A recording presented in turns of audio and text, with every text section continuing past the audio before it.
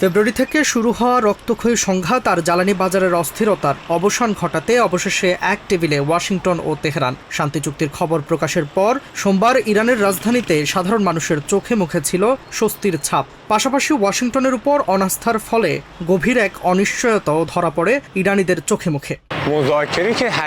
যদি ইরানের অধিকার এবং জাতীয় স্বার্থ সংরক্ষিত হয়, তবে আলোচনার মাধ্যমেই সমাধানই সবচেয়ে ভালো পথ। এতে দেশের অর্থনীতি গতি পাবে, আমদানি রপ্তানি বাড়বে। ৪৭ বছর পর আমাদের দেশ সমৃদ্ধির সুযোগ পেয়েছে। শান্তি ও স্থিতিশীলতা সবার জন্যই মঙ্গলজনক। কিন্তু আমেরিকানরা কোনো কিছুর ধার ধারে না। বিশ্বে তাদের রেকর্ডও খুব খারাপ। ইসরায়েল বা আমেরিকা কেউই বিশ্বাসযোগ্য নয়। এই সমঝোতার আওতায় কৌশলগত গুরুত্বপূর্ণ হরমুজ প্রণালী আবারও উন্মুক্ত হচ্ছে, যার ফলে বিশ্ববাজারে তেলের দাম কমতে শুরু করেছে। তবে যুদ্ধের অবসান এবং অবরোধ প্রত্যাহারের প্রাথমিক চুক্তিতে পৌঁছালেও পরমাণু কর্মসূচির ভবিষ্যৎ, ইরানের উপর আরোপিত নিষেধাজ্ঞার পূর্ণাঙ্গ প্রত্যাহার নিয়ে আলোচনা তোলা হয়েছে পরবর্তী ৬০ দিনের জন্য। ফলে সাধারণ নাগরিকদের মতে আন্তর্জাতিক বাণিজ্যে পূর্ণ স্বাধীনতা না পাওয়া পর্যন্ত এই স্বস্তি টেকসই হবে না। অন্য দেশ আমাদের স্বার্থ রক্ষা করে দেবে এমন আশা করা বাস্তবসম্মত নয়। তবে অবরোধ পুরোপুরি প্রত্যাহার এবং আটকে থাকা সম্পদ ফেরত দিলে এই সুযোগ তৈরি হতে পারে। আন্তর্জাতিক বাজারে ইরানের অবাধ বাণিজ্যের সুযোগই হবে আসল বিজয়। তবে এই শান্তি প্রক্রিয়ায় বড় বাধা হয়ে দাঁড়িয়েছে লেবাননে হামলার বিষয়টি। ইসরায়েল ও হিজবুল্লাহর পাল্টাপাল্টি হামলা অব্যাহত থাকায় চুক্তির ভবিষ্যৎ নিয়ে শঙ্কা থেকেই যাচ্ছে। নেজাতের মতে ইসরায়েল নিজেকে এই চুক্তিতে দায়বদ্ধ মনে করে না, যা আবারও উত্তেজনা বাড়িয়ে তুলতে পারে। বিশ্বের অন্যতম বড় এবং সুদূরপ্রসারী অনলাইন বিধিনিষেধের ঘোষণা দিল ব্রিটেন। সোমবার লন্ডনে এক সংবাদ সম্মেলনে ব্রিটিশ প্রধানমন্ত্রী কিয়ার স্টারমার জানান, বড় বড় প্রযুক্তি প্রতিষ্ঠানগুলোর একচেটিয়া প্রভাব রুখে দিতে এবং শিশুদের সুরক্ষায় ১৬ বছরের কম বয়সীদের জন্য সোশ্যাল মিডিয়া প্ল্যাটফর্মগুলো সম্পূর্ণ বন্ধ করে দেওয়া হবে। This is a big step, real change for our children and our future. Because today I can announce that the government will ban access to social media for all children under the age of 16. এই আইনের আওতায় TikTok, Snapchat বা ইনস্টাগ্রামের মতো জনপ্রিয় সামাজিক মাধ্যমগুলোর পাশাপাশি এমন সব অনলাইন গেমিং ও লাইভ স্ট্রিমিং অ্যাপের বিরুদ্ধেও ব্যবস্থা নেওয়া হবে, যেখানে অপরিচিত প্রাপ্তবয়স্ক ব্যক্তিরা শিশুদের সাথে সরাসরি যোগাযোগ করতে পারে। We're taking world-leading action on gaming services and live streaming platforms, where at the moment strangers can contact any child unchecked. Australia সহ কয়েকটি দেশের অভিজ্ঞতা কাজে লাগিয়ে এই বছরের শেষ নাগাদ বা বড়দিনের আগেই এই সংক্রান্ত নতুন নীতিমালা পাশ করার পরিকল্পনা রয়েছে ডাউনিং স্ট্রিটের। আর আগামী বছরের বসন্তকাল বা মার্চ-এপ্রিলের মধ্যেই এই আইন পুরোপুরি কার্যকর হতে পারে। সরকারের এই পদক্ষেপকে স্বাগত জানিয়েছেন লন্ডনের সাধারণ অভিভাবক ও বাসিন্দারাও। To me, I think it's really important these things are addressed and measures are taken. Obviously, social media is a huge issue and is having a massive impact on our. এই আইন প্রণয়নের আগে শিক্ষক, তরুণ সমাজ এবং অভিভাবকদের কাছ থেকে ১১৬,০০০-এরও বেশি মতামত সংগ্রহ করে ব্রিটিশ সরকার, যেখানে ৮৩%-এরও বেশি অভিভাবক জানান সোশ্যাল মিডিয়ার উপকারের চেয়ে অপকারী বেশি এবং ৯০% অভিভাবকই এই বয়সসীমা নির্ধারণের পক্ষে জোরালো সমর্থন দেন। Good thing. Too much time spent on screens is not good for anyone, never mind someone's brain still developing. 16 is really a good place to start, but probably could be being brought up to 18. এদিকে সরকারের এই হঠাৎ ঘোষণায় চরম ধাক্কা খেয়েছে ব্রিটেনের school পড়ুয়া শিক্ষার্থীরা। প্রেস্টনের টার্লটন একাডেমির অনেক শিক্ষার্থী ভেবেছিলেন প্রধানমন্ত্রী হয়তো শেষ মুহূর্তে এই কঠিন সিদ্ধান্ত থেকে পিছিয়ে যাবেন, কিন্তু এখন তারা তাদের বন্ধুদের সাথে যোগাযোগের মাধ্যম হারানোর শঙ্কায় ভুগছেন। Not being able to contact my friends, I don't know what will happen and how it will happen, or whether if there's some technicalities to what apps are restricted, but I use most of my social media to contact my parents and family. যদিও কিছু প্রযুক্তিবিদ ও মনোবিজ্ঞানী এই আইনের কার্যকারিতা নিয়ে প্রশ্ন তুলেছেন, তবে G7 সম্মেলনে যোগ দেওয়ার আগে কিয়ার স্টারমার স্পষ্ট করে দিয়েছেন যে শিশুদের সুরক্ষিত রাখতে বিশ্ব নেতাদের সাথেও তিনি এই মডেল নিয়ে আলোচনা করবেন। তেহরান ওয়াশিংটনের মধ্যকার বহুল প্রতীক্ষিত যুদ্ধবিরতি চুক্তির খসড়া ঘোষণার পর থেকেই উত্তপ্ত ইসরায়েল। মধ্যপ্রাচ্যে দীর্ঘদিনের সংকট নিরসনে একে বড় অগ্রগতি বলা হলেও সাধারণ ইসরায়েলিদের মাঝে ভর করেছে গভীর অবিশ্বাস। নিজেদের ভবিষ্যৎ নিয়ে চিন্তিত ইসরায়েলিদের সন্দেহ এই চুক্তির স্থায়িত্ব নিয়ে। আমার মনে হয় না এটা টিকবে, কারণ ইরান ইসরায়েলকে ধ্বংস করার শপথ নিয়েছে। ইরানের সাথে চুক্তি করা মানে তাদের লক্ষ্য পূরণে কিছুটা সময় দেয়া। আমি নিজেও শান্তি চাই, কিন্তু এই চুক্তি স্থায়ী হবে না। আমার মনে হয় এটা হয়তো 2 বছর টিকবে, যতক্ষণ না ট্রাম্পের মেয়াদ শেষ হচ্ছে এবং তারপর আমরা আবার আগের অবস্থায় ফিরে যাব। মিডিয়া আর ইরান আমেরিকার কথা শুনে যা বুঝলাম, এটি অত্যন্ত বাজে একটি চুক্তি। ট্রাম্পকে আমি বুঝলাম না। ইরান তো যুদ্ধে জিতে গেল, এখন তারা অর্থ পাবে, সরকারও টিকবে। আমাদের জন্য এটা একটা মহাবিপর্যয়। সংশয়ের এই পারদ আরো চড়া লেবানন সীমান্তবর্তী উত্তর ইসরায়েলের কিরিয়াত শামোনা শহরে। দীর্ঘদিন ধরে হিজবুল্লাহর রকেট হামলার মুখে থাকা এই অঞ্চলের মানুষ চুক্তিটিকে স্রেফ ধোঁকাবাজি বলে তীব্র ক্ষোভ জানিয়েছেন। এই চুক্তি একটি চরম আতঙ্ক। আমরা এখানে নরকের মধ্যে বাস করছি। নরক কি চেনেন আপনারা? ইরানিরা কেবল সময় ক্ষেপণ করে। যখনই তারা পারমাণবিক সক্ষমতার দ্বারপ্রান্তে পৌঁছায়, তখনই বলে এসো চুক্তি করি। এটা আবার কেমন চুক্তি? আমরা দিনরাত ঘুমাতে পারি না। গতকালই গাড়ি পার্ক করে সিঁড়ি দিয়ে নামার সময় সাইরেন বেজে উঠল, বিকট বিস্ফোরণ হলো, বাচ্চারা সব এলাকা ছেড়ে চলে গেছে, আমরা বৃদ্ধরাই কেবল এখানে পড়ে আছি। ইসরায়েলের রাজনৈতিক মহলে এই ক্ষোভ আরো তীব্র হয়েছে। এই চুক্তিকে প্রধানমন্ত্রী বেঞ্জামিন নেতানিয়াহুর চরম কূটনৈতিক ও সামরিক ব্যর্থতা হিসেবে অভিহিত করেছেন ইসরায়েলের বিরোধী দলীয় নেতারা। প্রধান বিরোধী নেতা ইয়ার লাপিদ ও বামপন্থী নেতা ইয়ার গোলানের অভিযোগ, শুধুমাত্র ওয়াশিংটনের স্বাক্ষরিত চুক্তির মাধ্যমে ইরানের ক্ষেপণাস্ত্র ও পারমাণবিক কর্মসূচিকে অক্ষত রেখে তাদের হাতে বিলিয়ন বিলিয়ন ডলার তুলে দেয়া হয়েছে, যা ইসরায়েলকে একটি দুর্বল ও অধীনস্থ রাষ্ট্রে পরিণত করেছে। সাবেক আইডিএফ চিফ ও বিরোধী নেতা গাদি আইজেনকোটও সুর মিলিয়েছেন প্রতিবাদে।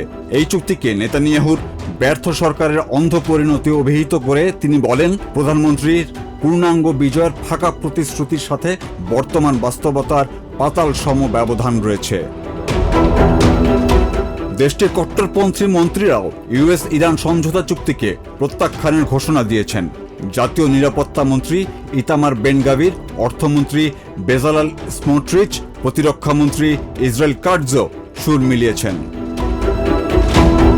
খসড়া চুক্তি অনুযায়ী ইরানের পরমাণু কর্মসূচি বন্ধ করা এবং হরমুজ প্রণালী খুলে দেওয়ার বিপরীতে $25 মিলিয়ন ইরানি তহবিল ছাড় দেবে আমেরিকা। তেহরানের দাবি, সোমবার রাত থেকেই লেবানন সহ সব ফ্রন্টে স্থায়ী যুদ্ধবিরতি কার্যকর হবে। তবে বছরের পর বছর ধরে চলা সংঘাতের পর এই চুক্তি সাধারণ মানুষের জীবনে কতটা স্থিতিশীলতা আনবে তা নিয়ে সংশয় কাটছে না কারোরই। ইউক্রেন যুদ্ধ বন্ধে ইউরোপিয়ান নেতাদের কোনো ধরনের শর্ত বা আলটিমেটাম মানতে নারাজ ক্রেমলিন। সোমবার বেলারুশের মিনস্কে এক বিবৃতিতে রুশ পররাষ্ট্রমন্ত্রী সের্গেই ল্যাভরভ জানান, ইউরোপিয়ান দেশগুলো ভাবছে রাশিয়া এই যুদ্ধে হেরে যাচ্ছে, যা একটি ভুল ধারণা।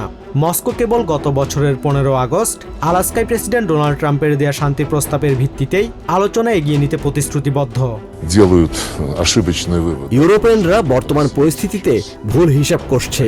তারা ভাবছে রাশিয়া হারছে আর ইউক্রেন জিতছে, তাই তারা আলটিমেটাম দেওয়ার দুঃসাহস দেখাচ্ছে। ব্রিটেন, ফ্রান্স এবং জার্মানির রাষ্ট্রদূতেরা আমাদের মন্ত্রণালয়ে এসেছিলেন, কিন্তু তারা নতুন কিছুই আনেননি। তারা কেবল এই প্রক্রিয়ার অংশ হতে নিজেদের সেবা দেওয়ার চেষ্টা করেছেন, যা সম্পূর্ণ অবাস্তব। রুশ পররাষ্ট্রমন্ত্রী আরও জানান, আমেরিকার প্রস্তাব কিভাবে বাস্তবায়িত হবে তা নিয়ে আলোচনা করতে ট্রাম্পের বিশেষ দূত স্টিভ উডকপ এবং জ্যারেড কুশনার খুব শীঘ্রই আবার রাশিয়া সফর করবেন। এদিকে এই রাজনৈতিক বাদানুবাদের মধ্যেই ইউক্রেনের রাজধানী কিভ এবং খার্কিভে ব্যাপক ড্রোন ও ক্ষেপণাস্ত্র হামলা চালিয়েছে রুশ বাহিনী। কিভের ইউনেস্কো স্বীকৃত ঐতিহাসিক পেকেরক স্লাভরা মঠে রুশ ড্রোন হামলায় প্রধান ক্যাথেড্রালের ছাদ দোষে আগুন ধরে যায়। প্রেসিডেন্ট ডোনাল্ড ট্রাম্পকে জন্মদিনের শুভেচ্ছা জানানোর কয়েক ঘন্টার মধ্যেই পুতিন এই নিষ্ঠুর হামলা চালিয়েছেন বলে অভিযোগ করেছেন ইউক্রেনের প্রেসিডেন্ট ভলোদিমির জেলেনস্কি। এ সময় পুতিনের ওপর চাপ বাড়াতে বিশ্ব নেতাদের প্রতি আহ্বানও জানান তিনি। আমরা G7-এ পুতিনের সাথে বসার প্রস্তাব দিয়েছিলাম। ইউরোপিয়ান ও আমেরিকার নেতাদের উপস্থিতিতে এটি বড় সুযোগ ছিল, কিন্তু রাশিয়া বুঝিয়ে দিল তারা আলোচনার জন্য প্রস্তুত নয়। তাই পুতিনের ওপর চাপ বাড়াতেই হবে। ইউক্রেনিয়ান কর্মকর্তারা জানিয়েছেন সোমবারের ওই হামলায় কিয়েভে 4 জন এবং খার্কিভের একটি বেসামরিক প্যাকেজিং কারখানায় উদ্ধার কাজ চালানোর সময় ক্ষেপণাস্ত্র হামলায় 5 জন জরুরি উদ্ধারকর্মী সহ মোট 10 জন নিহত হয়েছেন। তবে রাশিয়া এই মঠে হামলার দায় অস্বীকার করে একে ইউক্রেনেরই ব্যবহৃত প্যাট্রিয়ট মিসাইলের আঘাত বলে দাবি করেছে। অবসান ঘটতে যাচ্ছে মধ্যপ্রাচ্যের অন্যতম বড় যুদ্ধ সংকটের। আমেরিকা ও ইরানের মধ্যে একটি প্রাথমিক সমঝোতা চুক্তি সম্পন্ন হওয়ার পর সোমবার ফ্রেঞ্চ টেলিভিশন TF1-কে দেয়া এক সাক্ষাৎকারে ফ্রান্সের প্রেসিডেন্ট ইমানুয়েল ম্যাক্রো জানান, হরমুজ প্রণালী শান্তিপূর্ণভাবে পুনরায় উন্মুক্ত করতে এবং বৈশ্বিক সামুদ্রিক বাণিজ্য সচল রাখতে প্রস্তুত রয়েছে ফ্রেঞ্চ ও ব্রিটিশ সেনারা। আমরা ব্রিটিশ, ডাচ ও ইটালি সহ অন্যান্য দেশের সাথে যৌথভাবে এখানে প্রস্তুত রয়েছি। চুক্তি চূড়ান্ত হলেই 2-3 দিনের মধ্যে আমাদের বিমান বাহিনীর রণতরী, সরলদাগল, যুদ্ধজাহাজ ও বিমান মোতায়েন করা হতে পারে। আমাদের লক্ষ্য হলো আমেরিকার সাথে মিলে হরমুজ প্রণালীকে শান্তিপূর্ণ ও স্থায়ীভাবে পুনরায় উন্মুক্ত করা। তবে প্রণালী দিয়ে যাতায়াতের জন্য ইরানের টোল আদায়ের চেষ্টার তীব্র বিরোধিতা করেছে প্যারিস। টোল আদায় করা হলে বিশ্ববাজারে পণ্যের দাম বেড়ে যাবে বলেও সতর্ক করেন ম্যাক্রো। হরমুজ প্রণালীতে টোল আদায় করা আন্তর্জাতিক আইনের পরিপন্থী। আমরা আন্তর্জাতিক আইন রক্ষা করব এবং কোনো টোল ছাড়াই যেন জাহাজ চলাচল করতে পারে তা নিশ্চিত করব। টোল আদায় করা হলে বিশ্ববাজারে পণ্যের দাম বেড়ে যাবে। একবার তাই প্রেসিডেন্ট ডোনাল্ড ট্রাম্প এবং ইরানকে অভিনন্দন জানিয়েছেন ব্রিটিশ প্রধানমন্ত্রী কিয়ার স্টারমার। এ সময় মধ্যস্থতাকারী দেশ হিসেবে কাতার ও পাকিস্তানের ভূমিকারও প্রশংসা করেন তিনি। I want first to welcome the breakthrough reached last night between the US and Iran. And I congratulate President Trump, the mediators from Pakistan and Qatar, and all those involved. তবে যতক্ষণ না ইরান তার পরমাণু কর্মসূচি ও আঞ্চলিক সংঘাত ছড়ানো বন্ধ করছে, ততক্ষণ ইউরোপিয়ান ইউনিয়নের মানবাধিকার সংক্রান্ত নিষেধাজ্ঞা বহাল থাকবে বলে জানিয়েছেন European commission president Ursula von der Leyen. And the principle of sanctions is that we need real change on the ground before we can think about lifting them. Sanctions are in place to change behavior. এদিকে চুক্তিটির খবর ছড়িয়ে পড়ার সাথে সাথেই বৈশ্বিক জ্বালানি বাজারে ইতিবাচক প্রভাব পড়েছে। আন্তর্জাতিক অপরিশোধিত তেলের বাজারে ব্রেন্ট ক্রুডের দাম প্রায় 5% কমে গেছে, যার ফলে বড় ধরনের উত্থান দেখা গেছে বিশ্বের প্রধান শেয়ার বাজারগুলোতে। জাতিসংঘ এই উদ্যোগকে স্বাগত জানিয়ে লেবানন ও গাজায় স্থায়ী যুদ্ধবিরতির আহ্বান জানিয়েছে। I call for an immediate end to hostilities, the withdrawal of Israel from Lebanese territory, and investigations into violations by all parties of international humanitarian and human rights law. তেলের বাজারে স্বস্তি ফিরলেও হরমুজ প্রণালীকে মাইন মুক্ত করে সম্পূর্ণ নিরাপদ করতে লেগে যেতে পারে আরও কয়েক সপ্তাহ। দীর্ঘ 3.5 মাসেরও বেশি সময় ধরে চলা রক্তক্ষয়ী সংঘাতের পর ওয়াশিংটন তেহরান শান্তি চুক্তির খবর বৈরুতের রাজপথে এনেছে এক মিশ্র অনুভূতি। প্রথম ধাপের এই সমঝোতা স্মারকের সবচেয়ে বড় পরীক্ষা এখন লেবানন ফ্রন্টে। ইরানের সর্বোচ্চ জাতীয় নিরাপত্তা কাউন্সিল ঘোষণা করেছে সোমবার রাত থেকে লেবানন সহ সব ফ্রন্টে স্থায়ীভাবে অবসান ঘটছে সামরিক অভিযানের। বৈরুতের রাস্তার পাশের দোকানগুলোতে ঝুলতে থাকা সংবাদপত্রের প্রধান শিরোনাম জুড়ে এখন শুধুই শান্তির সুবাতাস। বছরের পর বছর যুদ্ধের ক্ষত বয়ে বেড়ানো লেবানিজরা আল্লাহর দরবারে শুকরিয়া জানাচ্ছেন, তবে তাদের চোখে মুখে এখনও কাটেনি দীর্ঘদিনের অবিশ্বাসের ছায়া। আল্লাহর ইচ্ছায় এই আমেরিকা ইরান চুক্তি যেন সফল হয়। পাকিস্তানের প্রধানমন্ত্রী যেমনটা বলেছেন, এবার অন্তত থামুক, কিন্তু এর জন্য ইসরায়েলকেও থামতে হবে। আমরা আর কিছু চাই না।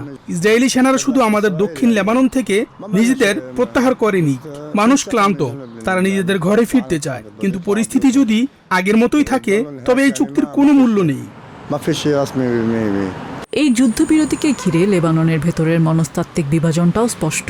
বৈরুতের একাংশ যখন মনে করছে ইরানের সর্বাত্মক সামরিক ও লজিস্টিক সমর্থনের কারণেই শেষ পর্যন্ত আমেরিকা ও ইসরায়েল এই টেবিলে বসতে বাধ্য হয়েছে, অন্য অংশ তখন লেবানন সরকারের নিষ্ক্রিয় ভূমিকা নিয়ে ক্ষোভ প্রকাশ করছেন।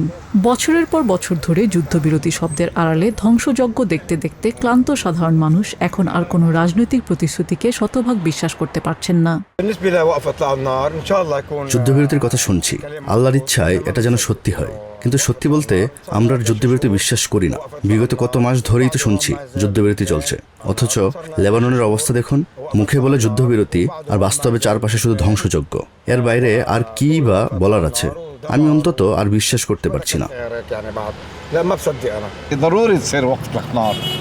দক্ষিণ লেবাননে আমরা যে অবর্ণনীয় কষ্টের মধ্য দিয়ে যাচ্ছি তাতে একটি যুদ্ধবিরতি এখন অত্যন্ত জরুরি।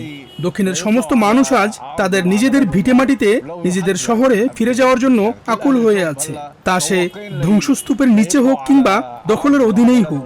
তবে এই ফিরে আসার প্রক্রিয়াটি অত্যন্ত সতর্কতার সাথে করতে হবে।